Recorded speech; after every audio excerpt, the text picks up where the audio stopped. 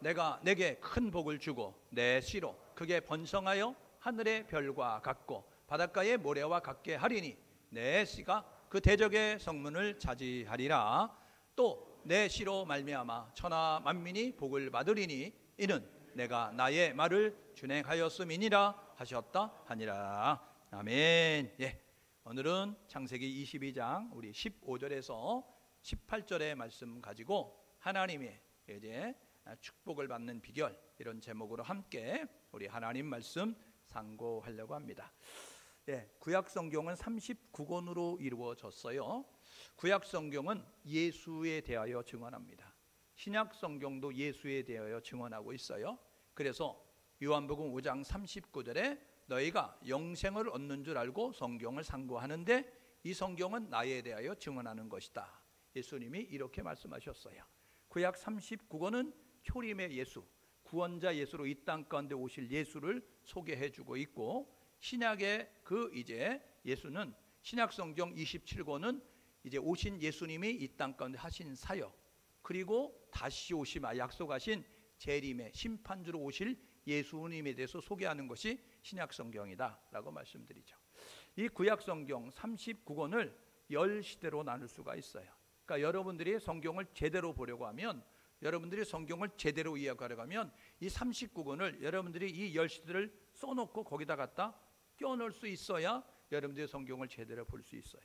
그렇지 않으면 여러분들 겨울철인데 반팔 입고 있는 것이고, 여름철인데 두꺼운 잠바 그거 입고 있는 것과 마찬가지예요.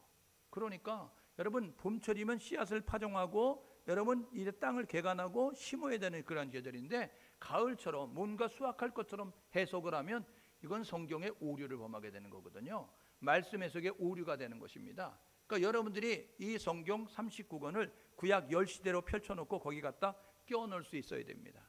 구약 10시대는 창조시대, 그리고 족장시대, 그리고 출애굽 광야시대, 그리고 하나님이 약속한 가나안 땅 정복 분배시대, 그리고 그 땅에 들어가서 왕이 세워지기 전에 사사들이 지었던 사사시대, 그리고 사울왕, 다윗왕, 솔로몬왕 이 통일 왕국시대 120년, 그 다음에 솔로몬 사후에 북이스라엘 남유다라는 분열 왕국시대, 그리고 아수르에 멸망당하고 바벨론에 멸망당해서 포로로 끌려간 포로 생활 70년 시대, 그리고 70년 차니까 포로에서 귀환하게 되는 포로 귀환 시대, 그리고 침묵시대.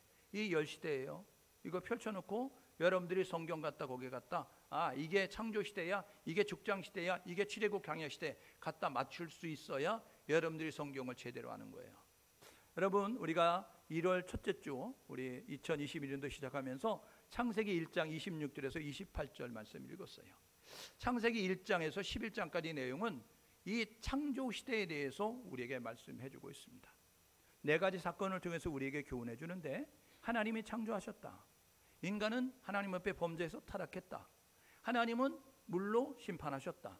그리고 인간들은 이제 과학과 문명을 가지고 자기의 생각대로 하나님 명령에 어긋나게 신할 평지에서 자기들 나름대로의 바벨탑을 쌓았다. 이것이 4대 사건을 통해서 창조와 타락과 홍수와 바벨탑을 통해서 우리에게 말씀해 주는 이제 그러한 교훈이었어요. 창세기 12장에서 창세기 50장까지는 족장시대에 대해서 이야기하고 있습니다. 이 족장시대는요 4명의 그러한 이제 족당들을 소개하고 있습니다. 아브라함이라고 하는, 처음에는 아브람이었어요. 그러다가 하나님께서 이름을 아브라함으로 바꿔라 이야기해서 아브라함, 열국의 아비라는 뜻을 가진 아브라함이 됐고, 그리고 그의 아내 사레를 사라로 바꿔라 이야기하면서 열국의 어미, 그런 뜻을 가지고 있는 이름으로 바뀌게 됩니다. 아브라함, 그 다음에 아브라함의 아들 이삭, 그리고 이삭에 낳았던 두 아들 가운데 쌍둥이 동생이었던 야곱, 그리고 야곱이 4명의 부인을 통해서 12명의 아들을 낳게 되는데 11번째 그 라헬이라고 하는 아내가 낳은 그 요셉이라고 하는 사람을 통해서 구원의 맥, 하나님께서 이루시는 이 구속사의 역사가 이끌어져 가기 때문에 4명의 족장을 소개하고 있습니다. 여러분, 족장시대는 언제일까? 족장시대는 열왕기사 6장 1절 말씀에 근거하게 되면 그들이 출애굽한 지 480년, 그리고 솔로몬이 왕이 된 지 4년, 그렇게 이야기하면서 열왕기하 6장 1절에서 이야기합니다. 이거를 근거로 해서 역산을 하게 되면 출애굽 시대는 BC 1446년이다. 이렇게 나오게 되는 거예요. BC는 Before Christ, 주전, 예수님이 탄생하기 1446년도에 이스라엘은 애굽에서, 이집트에서 나오게 되어졌다라고 이렇게 이야기하는 거예요. 그러니까 족장 시대는 보십시오. 아브라함에게 뭐라고 이야기하냐면 너희들이 이제 애굽에 가서 430년 종살이하게 될 거야, 이렇게 이야기하거든요. 그리고 나서 430년 지난 다음에 그 속에서 나오게 됐잖아요. 그러니까 1446년에다 430을 더하면 1800년, 1900년도가 되는 거죠, BC. 그러니까 이 족장 시대는 언제냐면 약 2100년도부터 1800년도, 우리가 세계 역사를 배우게 되면 아수리아, 그 다음에 바벨론이라고 하는 고대 그런 제국들이 있는데 그때에 존재했던 인물이 아브라함이다 라고 이렇게 이야기할 수 있어요. 그때의 인간의 수명이 얼마냐? 여러분 창세기 50장 11절에 보니까 요셉이 죽을 때 110세더라 라고 이야기하죠. 그리고 난 다음에 여러분 이 아브라함이 죽을 때 나이가 175세, 이삭이 죽을 때 나이가 180세, 그리고 야곱이 애굽의 바로 앞에 서게 되어집니다. 이게 47장에 보게 되니까 요셉에 이끌려서 아버지 이제 그 바로 왕에게 끌고 갔더니 이 야곱이 뭐라고 이야기하냐면 내가 험악한 세월을 살았는데 내 나그네 삶이 130년입니다 라고 이야기합니다. 바로 왕 앞에 이제 아들이 총리였기 때문에 애굽의 그런 왕 앞에 나아가게 됐을 때 야곱의 나이가 130년, 그러니까 최소한 130년 이상은 살았다라고 이야기할 수 있어요. 족장 시대에 그래서 수명은 110세부터 약 200년 정도 됐다라고 이야기하거든요. 그때의 화폐의 단위가 뭐냐? 여러분 창세기 33장 19절에 보게 되니까 야곱이 거래를 할 때 그 돈의 화폐를 기록하고 있는데 케시타, 크시타라고 이렇게 이야기하고 있어요. 그런데 욥기에 보게 되니까 욥기 42장 이제 11절에 보게 되어지니까 욥이 하나님의 풍성한 은혜를 덧입잖아요. 그래서 7명에 3명의 10남매를 두게 되어지고 양과 소와 낙타가 많았고 그리고 하나님을 잘 경외하는 모습을 가졌어요. 그래서 에스겔서 14장 14절에 보니까 3명의 구약시대의 의인을 이야기하잖아요. 노아와 욥과 다니엘이라고 하는 그러한 인물을 열거하게 되어지는데 이 욥이 언제 시대의 사람이냐? 여러분 욥기 42장 11절에 보게 되어지니까 그가 이제 이 크시타 회복이 되어지니까 마을 사람들이 축의금 들고 왔어요. 축하합니다 라고 이야기하면서 잃어버렸던 10남매를 회복하고 건강을 회복하고 재산을 회복해서 42장 10절에 갑절의 축복을 받았다라고 이야기하는데 그때의 마을 사람들이 들고 온 것이 케시타, 크시타. 그래서 창세기 39장 19절에 나오는 족장 시대의 거래의 단위였던 화폐 단위가 욥기에도 이제 쓰여졌다는 것을 통해서 욥기는 족장 시대에 갖다 끼워야 그래야 족장 시대 인물이구나를 알게 되어져요. 왜요? 그가 가부장적 그러한 시대 사람입니다. 그러니까 하나님께서 모세를 통하여서 그 이제 야곱의 12지파 가운데 레위지파, 그 레위지파의 그 아론과 그의 아들들에게 제사장으로 세워서 자자손손 제사장의 직무를 감당하게 하라. 그래서 아무 지파는 제사장이 안 되잖아요. 그래서 북이스라엘의 여로보암 첫 번째 왕이었던 여로보암 2세는 1세는 왕이 되고 난 다음에 한 일이 3가지 범죄를 범하는데 이게 절기를 바꿔놓고 그리고 제단을 만들어 놓고 그 다음에 한 가지가 뭐냐면 아무나 제사장 시키는 거잖아요. 레위 지파만 제사장이 됩니다. 유다 지파에 아무리 뛰어나도 제사장이 못 돼요. 이 베냐민 지파에 아무리 뛰어난 인물도 제사장이 못 됩니다. 레위 지파만 될 수 있어요. 그런데 이 레위 지파가 제사장이 되기 전에 이 가부장적 제도 때에 이 아버지들이 제사를 드렸어요. 아브라함이 제사를 드리고 이삭이 제사를 드리고 야곱이 제사를 드렸다는 거예요. 그래서 이 족장 시대에는 가부장적 제도로 이 아버지가 제사장의 역할을 감당했구나 알게 되어집니다. 여러분 그때의 계약의 체결은 어땠느냐? 계약의 풍습은요, 지금은 도장 가지고 하든지 사인으로 하잖아요. 그 당시의 계약은 어떻게 됐냐면 짐승을 쪼갰습니다. 짐승을 쪼개놓고 이제 그 왼쪽으로 2줄로 이렇게 나열을 시켜놓고 그 사이를 계약자들이 손을 잡고 걸어가게 되어졌어요. 보실래요? 네. 족장 시대의 계약 의식은 근동 시대의 계약 의식은 짐승을 쪼개서 그래서 2줄로 나열시켜 놓고 계약 장사자들이 손을 잡고 그 쪼갠 그 나열되는 고기 사이를 건너가는 겁니다. 그러면 이 의미가 뭐냐? 첫 번째는 뭐냐면 죽기까지 언약을 지키겠다. 두 번째, 계약을 파기하면 이쪽에 있는 짐승처럼 쪼개서 죽겠다. 이런 의미가 가지고 있는 거예요. 그러니까 목숨 걸고 계약을 지켜야 되는 것이 그 당시에 계약의 풍습이었다고요. 여러분, 아브라함은 이제 이런 시대의 인물이었어요. 아브라함이 누구냐? 믿음의 조상. 아브라함은 믿음의 조상, 이렇게 이야기하죠. 그는요 1대 족장입니다. 2대가 이삭, 3대가 야곱, 4대가 요셉, 이렇게 이야기하잖아요. 그래서 이 아브라함은 누구의 아들이냐? 창세기 11장 27절에 보니까 이 갈대아 우르에서 우상을 만들어 팔고 있는 데라라고 하는 사람이 있는데 그에게 사명제가 있었다. 아브람, 나홀, 데란, 이 세 명이 이제 하란이 있었다, 이렇게 이야기하고 있어요. 그러니까 데라에게는 아브라함이라고 하는, 나홀이라고 하는, 하란이라고 하는 아들이 있었는데 이 하란이 결혼해서 아들을 낳았는데 롯이더라 라고 이야기합니다. 그런데 하란이 죽었다는 거예요. 그래서 이 갈대아 우르라고 하는 곳에 우상이 있는, 이게 바벨론 지역인데 이곳이 에덴이잖아요, 여기가. 그래서 이제 이 지역에 있었던 이런 모습을 가지고 있었던 이 갈대아 우르에서 그가 어디로 가느냐면 하란으로 나아가요. 이 하란에서 창세기 1장 29절 이하에 보게 되어지니까 하나님께서 너는 너의 본토 친척 아버지 집을 떠나 내가 지시할 땅으로 가라. 그래서 가나안 땅으로 가는 거예요. 그리고 난 다음에 민족을 이루기 위해서 하나님께서 요셉을 애굽으로 먼저 이주시키시고 이 야곱의 식구들 70명을 이주시키셔서 400년 만에 남자가 60만 3,550명, 민수기 1장 46절은 그렇게 이야기합니다. 그 20세 이상으로 남자가 60만 3,550명 플러스 20세 이상 여자면 60만 3,550명이면 120만. 결혼해서 한둘씩 애기 낳았다고 하면 여러분 그러면 180만, 200만, 240만 정도 되는 그러한 이제 인구가 되었다는, 국민이 될 만큼 그런 모습을 가지고 있었다는 거죠. 이 아브라함은 데라의 아들이었는데 그런데 하란이 죽음으로 이 소년 가장이 된 롯, 큰아버지, 이 순서대로 성경이 기록되도록 한다면 아브라함이 큰아버지, 둘째가 나홀, 그리고 하란이 이제 셋째 아니에요? 셋아버지 아니에요? 그래서 이런 모습을 가졌을 때 하란이 죽어서 롯이 아버지 없으니까 이 아브라함이 롯을 아들처럼 키우는 거예요. 이 녀석 내가 장가 보내서 이 녀석 분가시켜가지고 이 녀석 잘 살도록 만들어줘야지, 이런 모습을 가졌어요. 그래서 창세기 12장 4절에 보니까 하나님이 본토 친척 아비 집을 떠나 내가 지시할 땅으로 가라 이야기했을 때 조카로 데리고 나옵니다. 이게 창세기 12장 4절이에요. 그때의 나이가 75세였더라. 아브라함은 75세의 부름을 받습니다. 그리고 난 다음에 창세기 21장 5절에 보게 되니까 100세에 하나님이 약속한 아들을 낳았는데 이삭이더라 라고 이야기하면서 이삭을 낳았다 라고 이야기합니다.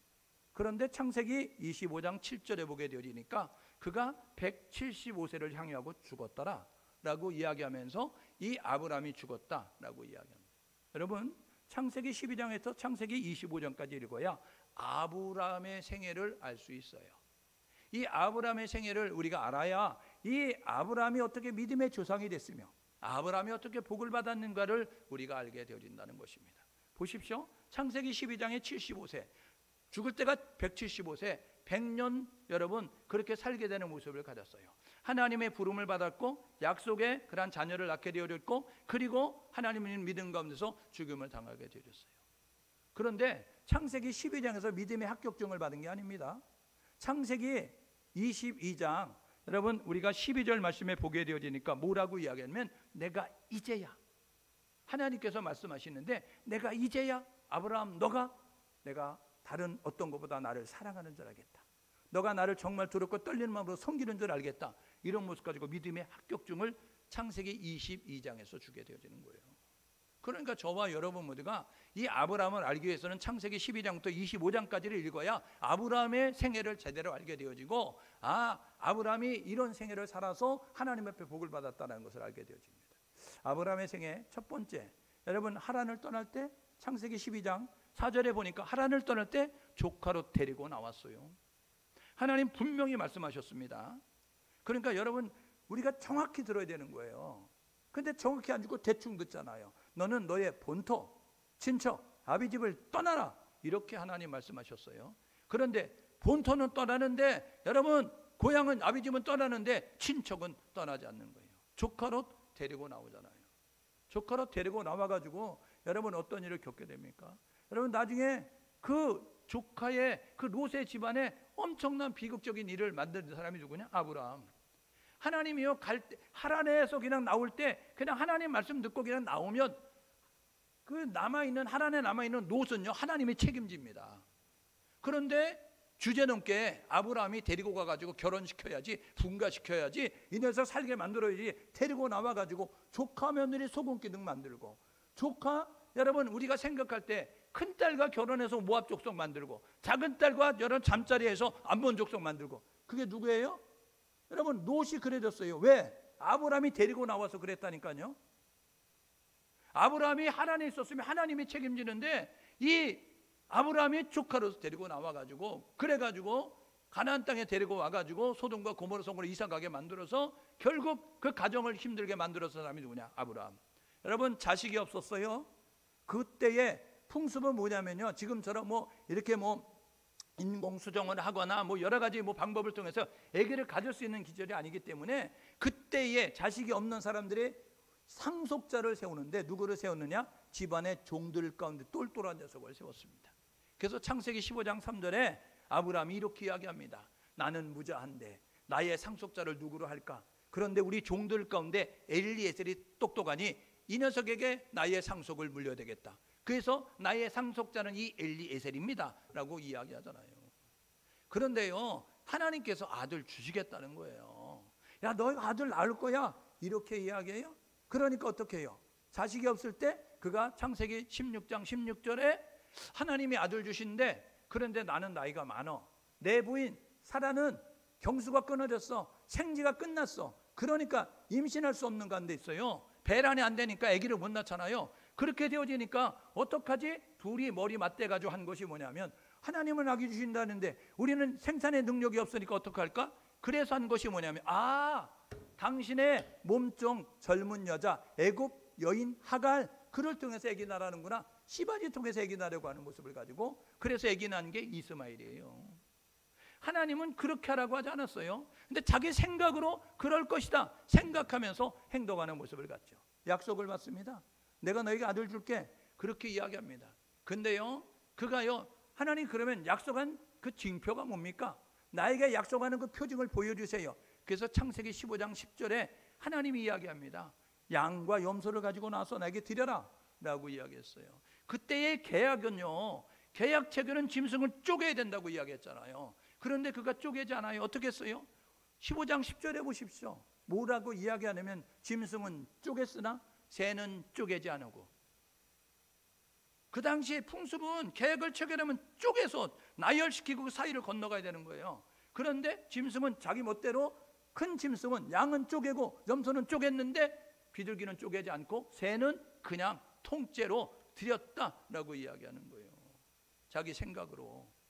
여러분 약속을 받을 때 하나님이 이야기하죠. 명년 이맘때 너 아들 낳을 거야 이야기했어요. 창세기 17장 17절, 창세기 18장 12절. 그때의 아브라함이 웃어요. 이 사라가 웃습니다. 장막 뒤에서. 그래서 왜 웃니? 라고 이야기하니까 아니에요, 안 웃었어요 이렇게 이야기하잖아요. 웃었느니라 라고 이야기하면서 하나님이 아들 낳을 건데 이름을 이삭이라고 해 이야기했어요. 이삭의 뜻은 뭐냐면 웃었다라는 뜻입니다.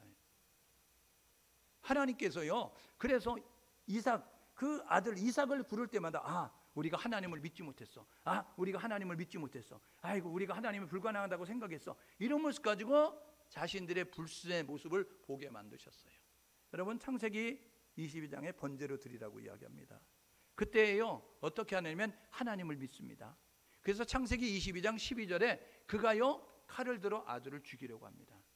그때 하나님께서 아브라함아 아브라함아 동작 그만 이야기하면서 너가 이제야 다른 어떤 것보다 나를 경외한 줄 알겠다, 이제 하나님보다 앞서는 것이 없다는 것을 알겠다라는 모습 가지고 하나님이 아브라함에게 믿음의 합격증을 줍니다. 이게 로마서 4장 17절에 가면 이런 내용이 있습니다. 아브라함이 하나님을 죽은 자를 살리시는 하나님을 믿었더라.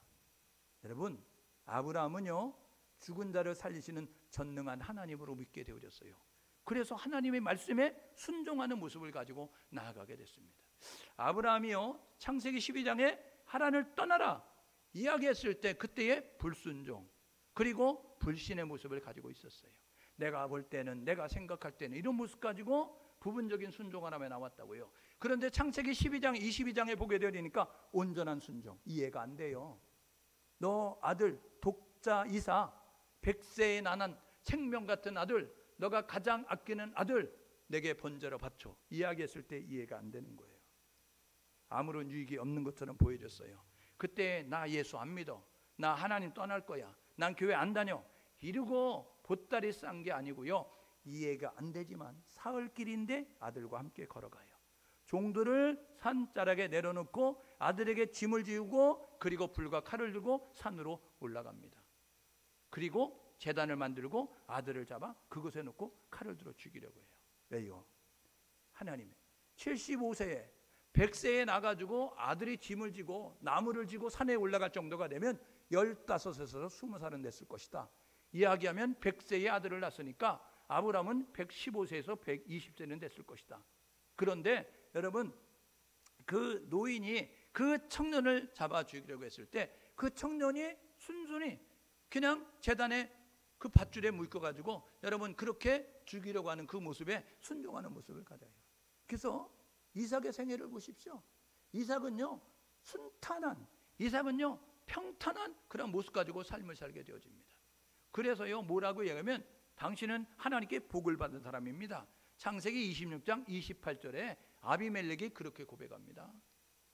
여러분, 인생이 평탄하게 형통하게 이어지는 삶을 사는 게 이 이삭의 삶이에요. 왜요? 순종하기 때문에 그렇습니다. 여러분, 불순종하면 하나님은 광야를 우리에게 준비하시는데 이 광야는요 우리가 순종할 때까지 광야를 돌리시는 거예요. 그래서 이 광야에서는 두 가지 훈련 끝나면 들어갑니다. 가나안으로 들어가는데 이 광야 훈련은 뭐냐면 믿음 훈련 그리고 순종 훈련이에요. 하나님만 믿어라, 그리고 하나님 말씀에 순종해라. 절대 순종과 절대 믿음을 가지고 나아가는 겁니다. 그런데 사람들은요 믿는데 절대 믿지 않아요. 절대 순종하지 않아요. 부분적으로 믿고 부분적으로 순종하죠. 그래서 여러분 하나님 앞에 복을 받지 못하는 겁니다. 여러분, 갈라디아서 3장 9절에 믿음을 가진 사람들은 아브라함과 같은 복을 받느니라 이야기합니다. 여러분, 아브라함 같은 믿음을 가지면 아브라함이 받았던, 오늘 읽은 15절에서 18절에 아브라함이 받았던 축복을 우리도 받을 수 있다는 사실을 기억하셔서 이 아브라함의 생애를 통해서 반면교사 삼으시고 저와 여러분 모두가 복을 받는 인생으로 살아가게 해서 노력할 수 있기를 주님의 이름으로 축복합니다. 복을 받는 비결 첫 번째는 뭐냐면 떠나라 이야기하는 거예요. 하나님이 말씀하십니다. 떠나라 이야기한다고요. 창세기 12장 1절에서 3절에 너는 너의 본토 친척 아비집을 떠나 이렇게 이야기하는 거예요. 이게 무슨 의미가 있느냐? 여러분, 육적 인간관계 끊어라 이렇게 이야기하는 거예요. 신앙생활은 영적 관계잖아요. 그러니까 예수를 만나기 전에 내가 세상에서 했던 그 모든 것들을 내려놓을 수 있는 모습을 가져라는 거예요. 사도행전 11장 17절에 보니까 데라가 갈대아 우르에서 세 아들을 데리고 하란으로 나옵니다. 여러분, 창세기 12장 4절에 보니까 하란에서 이 아브라함이 조카 롯을 데리고 가나안 땅으로 나오게 되어져요. 그런데 그 하나님께서 본토 친척 아비집 떠나 이렇게 이야기하는데 지금 아브라함이 한 것이 뭐냐면 조카 롯 떠나지 못하고 데리고 나오는 거예요.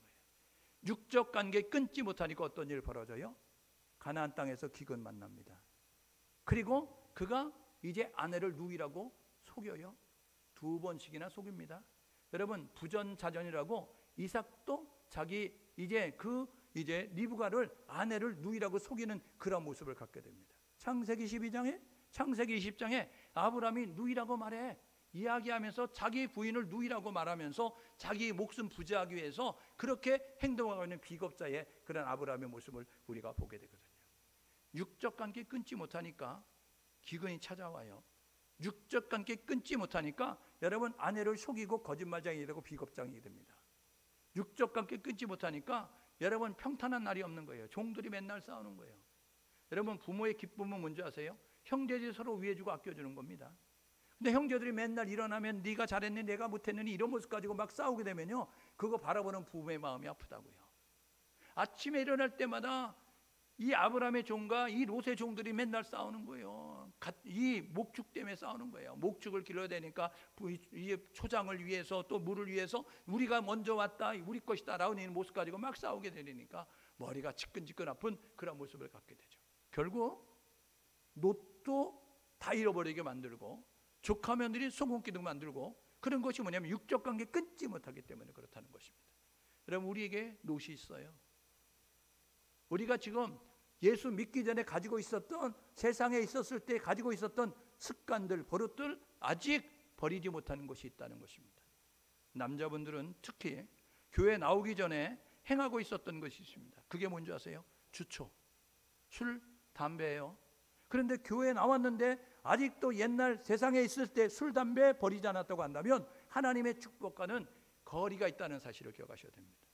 하나님이 떠나라고 할 때는요, 과감히 내려놓을 줄 알아야 되는 거예요. 과감히 포기할 줄 알아야 되는 거예요. 그런데 떠나라고 하는데 이것은 안 돼 이야기하면서 술을 갖고 오고 담배를 갖고 오고, 여러분 그런 모습을 갖게 되면요, 하나님의 축복은 받을 수 없다는 사실입니다. 예수 믿기 전에 우리가 행하던 것을 버리는 모습이 될 수 있기를 주님의 이름으로 축복합니다.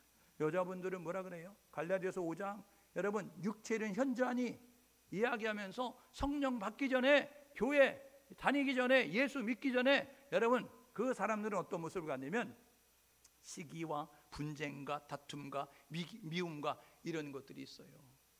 그리고요, 툭하면 삐지는 그런 모습을 가지고 있습니다. 여러분 교회 안에 삐순이 삐돌이 많은 거 알죠?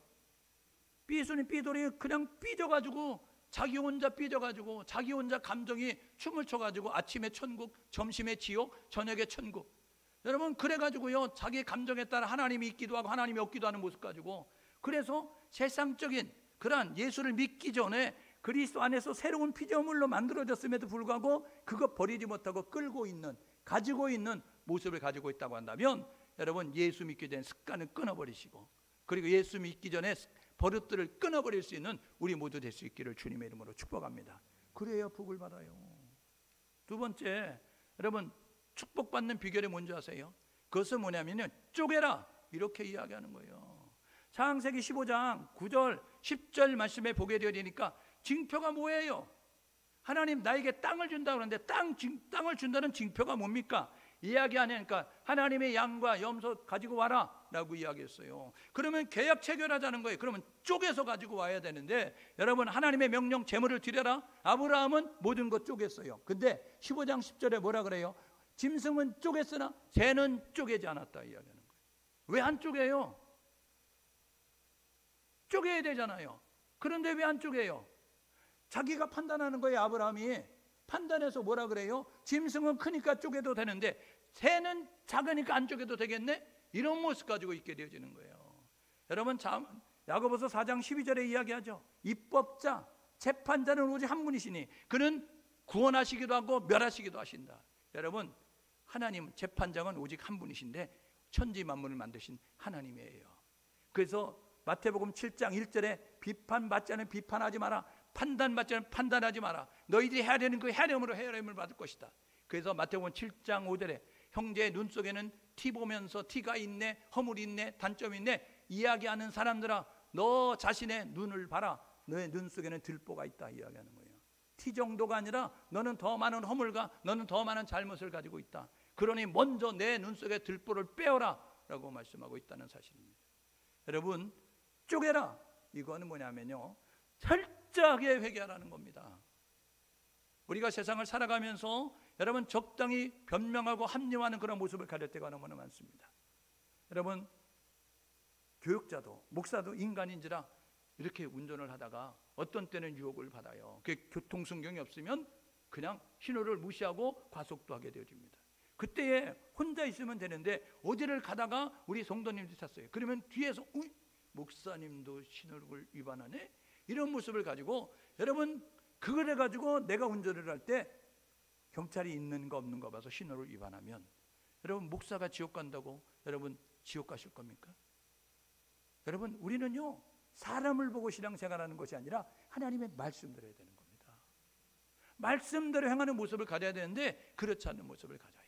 그래서 나만 그런가? 다 그런데 야, 이 세상은 법을 지켜서는 못 살아. 그러니까 다 어기고 살아야 돼. 적당히 해야 돼. 이런 모습 가지고 있어요. 여러분, 사람 앞에는 적당히가 통하지만 하나님 앞에는 적당히가 안 통한다는 사실을 기억하셔서, 그거자가 모든 것 철저히 회개해야 된다는 사실을 기억하셔서, 기독교는 회개 종교입니다.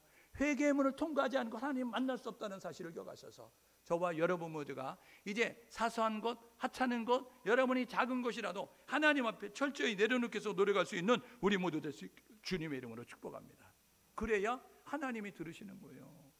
이사야서 59장 1절 2절 이야기하잖아요. 내가 귀가 어두워진 거 아니다. 내가 손이 짧아진 거 아니다. 너와 나 사이의 죄 때문에 내가 너 소리를 듣지 못하고 너가 요청하는 거 듣지 못하고 내가 손을 펴서 너를 구하지 못하는 거야. 이렇게 말씀하고 있습니다. 오늘 저와 여러분 모두가 되면 사도행전 2장 37절에 베드로가 설교하니까 설교 듣고 감동을 받았어요. 마음에 찔림을 받았어요. 그때 사람들이 뭐라 그래요? 어찌할꼬? 이야기하니까 베드로가 이렇게 이야기합니다. 너희가 예수 그리스도로 죄 안 받고 세례를 받아라. 그리하면 성령을 선물로 받으리니. 여러분, 기독교는요, 회개하면 하나님의 영이 임하는 것이고 하나님의 영이 임하면 세상을 이기는 자가 되는 겁니다. 오늘 저와 여러분 모두가 이 사실을 기억하셔서 살아계신 전능하신 위대하신 하나님이 여러분의 생활 속에 역사할 수 있도록 철저하게 잘못과 허물을 털고 가기 위해서 노력할 수 있는 우리 모두 될 수 있기를 주님의 이름으로 축복합니다. 2022년도 시작한 2주잖아요. 이제 9일입니다. 여러분, 그러니까요, 우리가 365일 가운데 이제 355일 정도를 살아가야 되는데, 350일 정도를 살아가야 되는데, 여러분 어떻게 살 거냐? 적당히 살지 마십시오. 철저하게 하나님 말씀에 근거해서 살기 위해서 노력하는 우리 모두 될 수 있기를 주님의 이름으로 축복합니다. 내 생각으로 짐승은 쪼개고 새는 쪼개지 않는 모습 가지고 이거는 법이고 이거는 정당한 것이요, 이거는 맞는 것이 이거는 틀린 거라고 생각하면 안 된다고요. 여러분, 세 번째 축복받는 비결이 뭡니까? 그것은 창세기 17장 18절이 있습니다. 내쫓으라, 이렇게 이야기하는 거예요. 내쫓아, 이렇게 이야기합니다. 이스마엘이라고 하는 그 인간적인 생각으로 낳은 아들이 있었어요. 하나님이 아들 주신다고 하는데 우리 부인은 이제 생지가 끝났어. 나는 나이가 많아. 어떡하지? 이러다가 그들이 머리를 맞대고 한 게 뭐냐? 우리 저기 여종 있잖아요. 그 애굽 여인 하갈, 그를 데려다가 이렇게 잠자리 같이 해서 아기를 낳으세요. 그래가지고 부인의 동의하에 아기를 낳았어요. 이스마엘. 그때 아브라함이 86세입니다. 그러니까요, 100세에 이삭을 낳았으니까 14살, 15살 터울이가 지는 겁니다.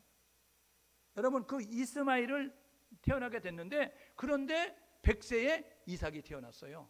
그러니까 86세에 태어난 그 14살 된 그 아들이, 이삭이 2살 되니까 15살 되고 3살 되니까 16살 됐어요. 여러분, 16살이면 중3 고등학교 1학년입니다. 그런데 아기 3살짜리가 있게 되어지니까 여러분, 아기가 여러분 그 중3짜리 고등학교 1학년짜리가 보게 되니까 이게 가차는 거잖아요. 그래서 툭툭 치고, 그리고 막 이제 우는 모습이 이쁘다고 만지게 되어지는데 아기는 귀찮으니까 울게 되어지니까 그 엄마였던 사라가 보면서, 아니 종의 아들이 내 아들을 힘들게 만드네? 그래가지고 남편에게 가가지고 여보, 그 아들 내보내요, 이렇게 이야기했어요. 그런데 자기 아들이니까 아브라함이 고민을 한다고요. 어떡하지? 그때 하나님이 이야기하는 거예요. 내쫓아라, 이야기하는 거예요. 하갈과 이스마엘을 내쫓아라. 그래도 내가 그런 큰 민족을 이룰 것이다, 이렇게 말씀하게 되었어요. 창세기 12장에 본토 친자가 집 떠나 이야기했을 때 불순종했던 이 아브라함, 그가요 내쫓아라 이야기하니까 21장 10절에 내쫓아요. 믿음이 자란 거잖아요. 여러분, 순종의 모습이 이제 순종의 모습이 농도가 더 진해지고잖아요. 이스마엘은 자기 생각으로 낳은 아들이었어요.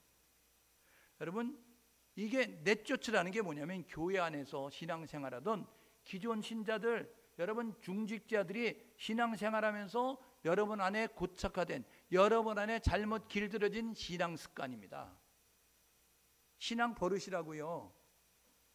그것을 가지고 여러분이 절대화해서 말씀보다 앞서가지고 그것이 여러분들이 잣대가 돼서 그것을 가지고 여러분들이 판단하면 안 된다고요. 내쫓아라 라고 이야기하잖아요. 신앙생활하면서 내가 복음으로 사는 사람이 있습니다. 내가 복음은 내가 만든 거예요.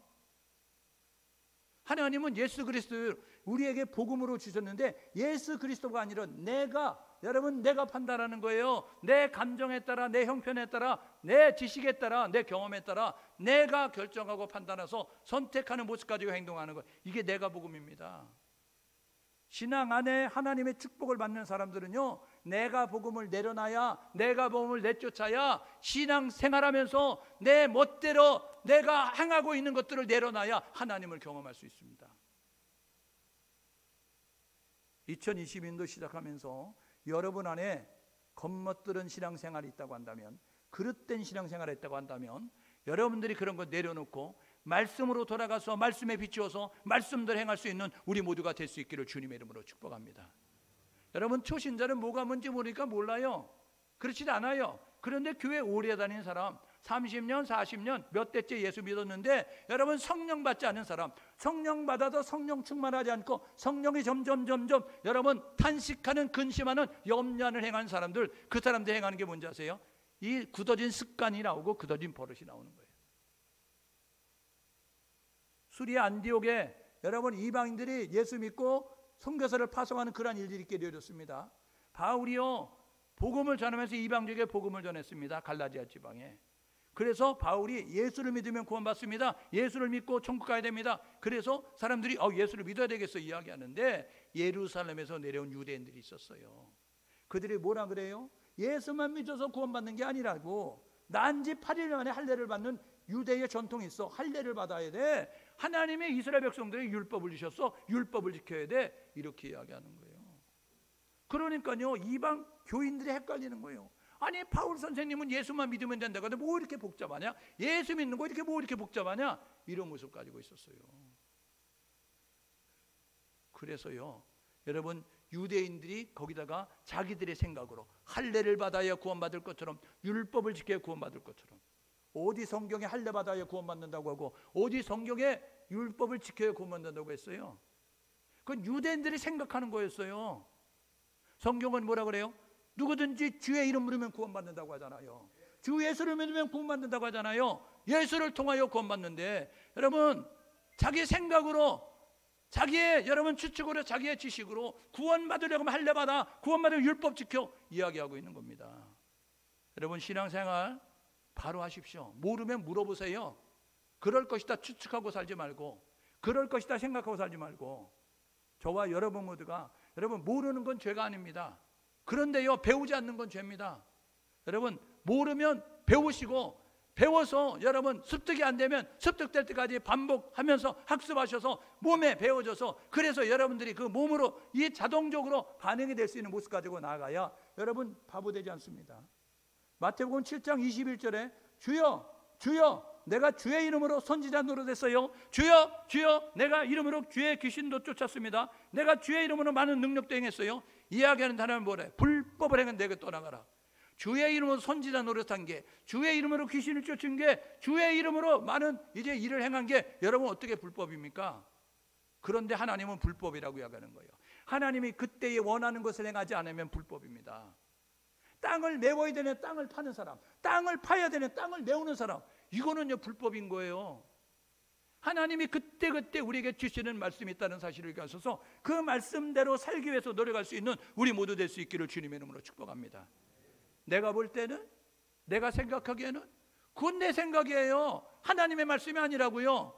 저와 여러분 모두가 이 사실을 기억하셔서 내 생각을 내려놓고, 내 지식을 내려놓고, 내 경험을 내려놓고 내 것을 말하지 말고 저와 여러분 말씀으로 돌아가서 말씀 따라 살아갈 수 있는 우리 모두 될 수 있기를 주님으로 축복합니다.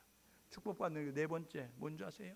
창세기 22장 2절에 드려 이야기하는 거예요. 여러분, 하나님이 이렇게 말씀하십니다. 너 독자 있지? 이삭, 그거 번제로 드려 이야기하는 거예요. 이거 쉽게 풀면 뭐냐면, 너 목선처럼 아끼는 아들 있지? 그거 각을 떠가지고 짐승에게 이제 번제로 드리시 나에게 각을 떠가지고 그래 불태워서 죽여, 이렇게 이야기하는 거예요. 여러분, 이게 가능합니까? 이 대목에서요 사람들이 다 주저하는 거예요. 이 대목에서 사람들이 다 보따리 싸는 겁니다. 왠 줄 아세요? 아니, 내게 하나님이 주신다고 약속하셔서 주신 자려면 보장을 해 주셔야지. 아니, 줄 때는 되고 바치라고 이야기해. 그러니까 이제는 그만두자, 이런 모습 가지고요 신앙생활 접는 겁니다. 그런데 하나님이 말씀하잖아요. 내게 드려. 이야기했더니 사흘길이에요. 산에 올라갑니다. 여러분, 근데 사흘길 가고 이 종들을 산자락에 내려놓고 이 아들에게 나무를 지우고 불과 칼을 들고 올라가잖아요. 아들이 물어봅니다. 아버지, 불과 칼은 있고 이 번제단에 불 피울 나무는 있는데 재물은 어디 있습니까? 이야기해요. 그때에 아브라함이 이렇게 이야기합니다. 하나님께서 친히 준비하신다. 여러분, 75세에 불순종하고, 그리고 내가 볼 때는, 내가 생각할 때는 그 생각을 가지고 여러분 생활했던 아브라함은 삶의 경험 속에서 느낀 것이 있는데, 깨달은 진리가 있는데, 하나님이 말씀하시면 무슨 뜻이 있다, 하나님이 말씀하시면 무슨 계획이 있다, 하나님이 말씀하시면 무슨 준비가 있다는 사실을 깨달았어요. 오늘 예배하는 우리 모두가 내가 생각할 때는, 내가 볼 때는 여러분들의 의견을 필요하지 말고 이해가 안 돼도 순종, 유익이 없어도 순종하는 우리 모두 될 수 있기를 주님의 이름으로 축복합니다. 독자 이삭은요, 백세의 난 아들입니다. 약속의 자녀고요, 생명처럼 귀하게 여기는 거예요. 여러분, 포기하기 어려운 존재입니다. 근데 하나님이 포기하래요. 하나님이 내려놓으래요. 여러분, 우리에게도 이삭이 있습니다. 우리 각자에게도 이삭이 있다고요. 나는 이것만은 절대로 안 돼. 여러분, 이거 내려놓지 않으면 하나님의 축복을 못 받습니다. 내려놓으셔야 된다고요. 여러분, 내가 지고 이것만은 절대로 포기할 수 없어, 이것만은 절대로 안 돼, 이런 모습을 가지고 있다. 그게 자식일 수 있어요. 그게 명예일 수 있어요. 그게 물질일 수 있어요. 그게요 건강일 수 있어요. 그게요 미모일 수 있어요. 그게 자존심일 수 있어요. 하나님이 내려놔 이야기하는 거예요. 그거 내게 드려 이야기하는 거예요. 오늘 새벽을 깨우고 오늘 저와 여러분들과 주일날 모여서 행하는 우리 모두가 해야 될 일이 뭐냐면, 하나님, 정말 하나님이 말씀하실 때 하나님 나를 구원하셨으니 구원자 하나님이 나에게 말씀하시니 나는 그 모든 것을 드리겠습니다 하는 모습 가지고 하나님보다 앞서는 거 내려놓으시고, 하나님보다 좋아하는 거 내려놓으시고, 하나님보다 사랑하는 거 내려놓을 수 있는 우리 모두 될 수 있기를 주님의 이름으로 축복합니다. 그러면 이런 축복이 많은 거예요. 오늘 읽었던 말씀, 여러분, 믿음으로 순종으로 나아갔더니 하나님이 아브라함을 축복하셨습니다. 뭐라고요? 내가 너에게 큰 복을 준다 이야기합니다. 여러분, 하나님이 주는 복은요, 우리가 생각하는 복과는 다른 차원이에요. 첫 번째 복이 뭔지 아세요? 17절에 보게 되니까 너 후손을 내가 번성케 할 거야 이야기합니다. 여러분, 성경은 우리에게 이야기하는데 사람이 힘써도 하나님이 도와주지 않으면 이룰 수 없다고 이야기합니다. 그렇죠? 그래서 하나님은 이야기하는, 사람이 마음으로 그 길을 계획해도 그 걸음을 인도하시는 하나님이시다. 아까 우리 집사님 기도하시면서 그 얘기했죠. 하나님이 함께하지 않으면 파수꾼의 경성함이 허사, 하나님이 함께하지만 성을 쌓는 데 수고가 허사가 되는 거예요. 잠언 21장 31절에 사람들은 전쟁을 위해서 마병을 준비합니다. 사람은요, 성공하고 승리하기 위해서 전쟁을 위해서 마병을 준비하는 것처럼 성공하고 출세하기 위해서 열심으로 세상의 것들을 준비합니다. 그런데 세상의 것이 준비돼도 하나님이 도와주셔야, 그래야만 이룰 수 있는 거예요. 여러분, 하늘의 별과 같이 바닷가의 모래처럼 내가 너 자손을 번성케 할 거야, 하나님이 약속해 주셨어요. 두 번째로는요, 승승장구의 삶을 이야기하는 거예요. 여러분, 대적의 성문을 차지하게 될 거야 이야기했습니다. 이게요, 이스라엘 사람들의 이 풍토 속에서는 이게 무슨 말인지 아는 거예요. 우리는요 70%가 산악입니다. 한반도는요. 그렇기 때문에요, 전쟁을 할 때 6.25 전쟁 때 고지전쟁입니다. 고지전쟁. 예? 여러분, 고지전이라는 영화도 있잖아요. 여러분, 백마고지 아세요? 그거요, 이 공산당과 우리 대한민국이 얼마나 그거 차지하느라고 얼마나 힘들었는지 아세요? 오늘 차지했는데 밤새 바뀌어요. 주인 새벽에 차지하면 또 바뀌어요. 그런 모습 가지고요, 수많은 사람들이 이 고지를 차지하기 위해서 여러분 그렇게 목숨을 잃으며 그것을 사수하기 위해서 노력을 했어요. 그러니까 이 산악지대의 이 승리의 삶은 고지를 차지하는 자, 이 평야지대에서 여러분 승리의 삶을 사는 사람은 성문을 차지하는 자가 되는 거예요. 그래서 대적의 성문을 차지한다, 이거는 뭐냐면요, 여러분 거칠 것이 없는 형통한 삶을 살고 거칠 것이 없는 승리의 삶을 살게 하나님이 승승장구의 모습을 가지고 이끌어 주신다는 거예요. 여러분, 자동차들은 요즘 이제 생필품이니까 다 몰고 다니시잖아요. 여러분, 자동차 몰고 신호등 있는데 갈 때마다 신호등이 파란불로 착착착 바뀌면 신난다 룰루랄라 다니잖아요. 예? 여러분, 그런데 신호등 있는 그 골목에 들어설 때마다 빨간 물로 팍팍팍 바뀌면 짜증나. 여러분, 그런 모습 되는 거 아닙니까? 여러분의 인생이 마음 먹고 계획하는 대로 착착착 굴러가요. 눌러랄라 흥얼흥얼거리면서 여러분이 나아갈 수 있어요. 그런데 여러분이 계획한 것이, 여러분이 준비한 것들이 진행하려고 하면 이 날씨가 안 도와줘, 사람이 안 도와줘, 제도가 안 도와줘, 또 내 건강이 안 도와줘, 그래가지고 자꾸 막히게 되면요, 짜증나는 거잖아요. 여러분, 아브라함은 승승장구의 축복을 받았습니다. 2022년도 저와 여러분도 승승장구의 그러한 삶에 하나님의 축복을 덧입을 수 있는 우리 모두 될 수 있기를 주님의 이름으로 축복합니다. 세 번째로요, 18절에 있잖아요, 복의 통로가 되게 할 거야 이야기하는 겁니다. 여러분, 세상 사람은 나를 위해서 살아가요. 믿음의 사람은 나를 위해서 살려고, 하나님을 위해서 살고 이웃을 위해서 사는 겁니다. 조이예요. 조이. 여러분, 조이가 뭔지 아세요? 지저스, 아더스, 그 다음에 유예요. 여러분, 먼저 하나님 먼저, 그 다음에 이웃 먼저, 그리고 나머지 나. 여러분, 그렇게 사는 것이 믿음의 사람의 삶입니다. 세상은요, 내가 좋으면 되고, 내가 만족하면 되고, 내가 기쁘면 되고, 내가 배부르면 되고, 내가 나를 중심으로 살아가요. 하나님은 조이의 삶이라고요. 하나님 중심, 이웃 중심. 오늘 예배하는 우리 모두가 해야 될 뭐냐면 복의 통로가 되는, 그래서 천하만국이 너를 통해서 복을 받게 될 거야 말씀하셨잖아요. 2022년도 저와 여러분 모두가 나 때문에 내가 살고 있는 지역, 나 때문에 내 이웃이 복을 받는, 나 때문에 우리 민족이 복을 받는, 나 때문에 우리 지구가 복을 받는 그러한 복의 통로가 되는 모습 가지고 살아가는 우리 모두 될 수 있기를 주님의 이름으로 축복합니다. 2022년도 이렇게 사십시오. 결단하고 사시는데 첫 번째는 떠나라. 여러분, 예수 믿기 전에 습관과 버릇을 내려놓을 수 있는 우리 모두 될 수 있기를 주님의 이름으로 축복합니다. 우리가 고린도서 5장 17절, 그런즉 그리스도 안에 있으면 새로운 피조물이라. 이전 것은 지나갔으니 보라 새 것이 되었도다. 우리가 새로운 피조물이 됐다고 한다면 새로운 모습을 가지고, 새로운 습관과 새로운 이제 버릇을 가지고 나아가기 위해서 노력하는 모습 가야죠. 예수 믿기 전에 여러분 버리지 못했던, 가지고 있는, 교회에 나왔는데 아직도 버리지 못한 것이 있다고 한다면 여러분 내려놓으세요. 그거 내려놓으시라고요. 그거 떠나라고요. 술 끊으세요. 담배 끊으세요. 여러분, 삐순이 삐돌이 되지 말고, 여러분 넓은 마음을 가지고 끌어안고 사랑하고 이해할 수 있는 모습 가지고 나아가는 모습 가지고, 얌체처럼 살지 말고, 세상에서는 깍정이처럼 살아왔지만 믿음 안에서는 거룩한 바보가 돼서 희생하고 양보하고, 여러분 먼저 그들에게 배려하는 모습 가지고 나아가는 모습이 될 수 있기를 주님의 축복합니다. 쪼개십시오. 여러분, 변명하고 합리화하고 정당하지 말고 철저하게 잘못과 허물은 회개하고 나아가겠다라는 모습 가지고, 저와 여러분들과 재물을 쪼개라 라고 이야기했던 것처럼 철저한 회개의 모습 가지고 나아가시고, 세 번째로 교회 안에 여러분 겉멋 들어가지고, 여러분 성령 받았는데 성령 충만을 유지하자면 어느 순간에 내가 악령의 사람도 될 수 있습니다. 가이사랴 빌립보 지방에 베드로가요, 바요나 시몬은 내가 복이 있도다. 하나님 앞에 칭찬, 예수님께 칭찬받았던 베드로. 그런데요, 예수님이 이야기하죠. 예루살렘으로 가자. 내가 거기서도 이제 내가 이렇게 체포돼서 고문당하고 십자가에 달려 죽게 될 거야 이야기했더니, 예수님의 그 사역을 방해하면서 예수님 절대로 안 됩니다. 가로막는 베드로에게 예수님이 이렇게 말씀하십니다. 사탄아, 내 뒤로 물러가라. 여러분, 베드로가요 하나님께 칭찬도 받지만 사탄이라고 책망도 듣게 되어집니다.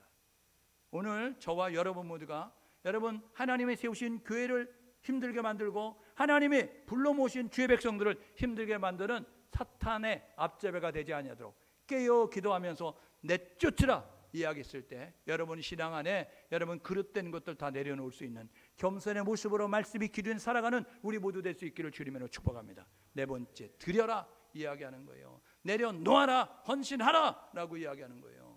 여러분, 예수 믿으면서 헌신하지 않는 부분이 무엇입니까? 여러분이 예수 믿으면서 내려놓지 못하는, 사랑하고 아끼고 좋아하는 건 무엇입니까? 내려놓으세요. 내려놓으시라고요. 내려놔야 하나님의 역사하신다고요.